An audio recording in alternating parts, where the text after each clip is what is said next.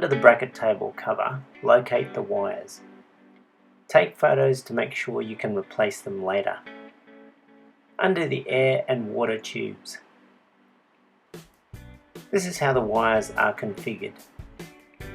The colours line up with the connectors.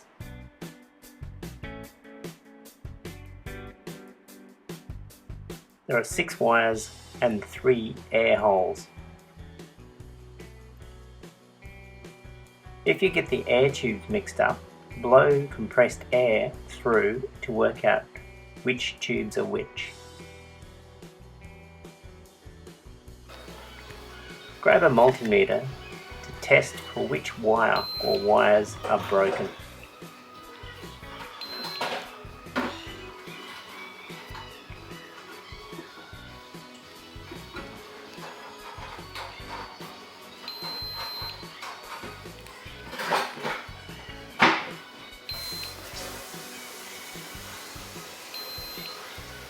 So the red is the faulty one in this cable. How is this section removed? Pull the sleeve back and look for a small pinhole. Use a hole saw and some wood. This is a high-speed drill bit embedded in the wood. This will be used to turn our sleeve off later. The turning hole will be visible in here.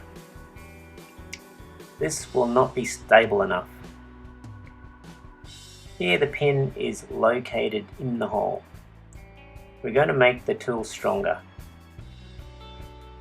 So we have the 2 halves of wood. We use an old hinge to join the 2 halves. We screw the hinge to the 2 halves. The 2 halves can now be separated. We glad wrap the end of the cable.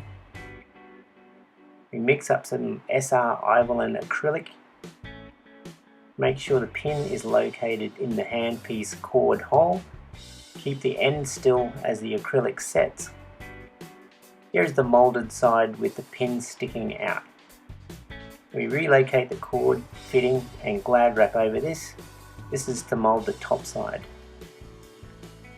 We place a new mix of SR Ivalin into the opposing side, squash the 2 halves and hold it steady. Often the sleeve is too tight to be hand turned.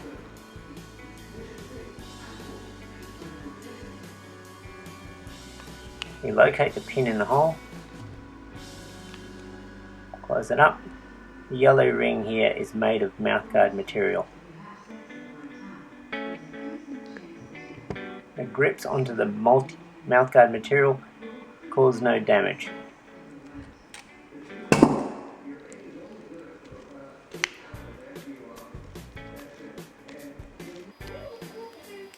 Here I have the tool open so you can see the sleeve coming off.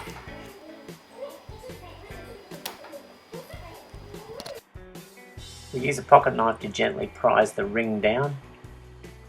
Once the ring comes down, the plastic sleeve can be moved.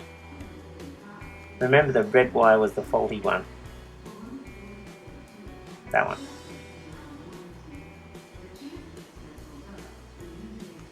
Here we find the red wire has snapped right off. The white wire sheath is also broken, so we repair both the red and the white. These are the retaining parts. We push them together. So far I've repaired 4 of these expensive cables. Thanks for watching.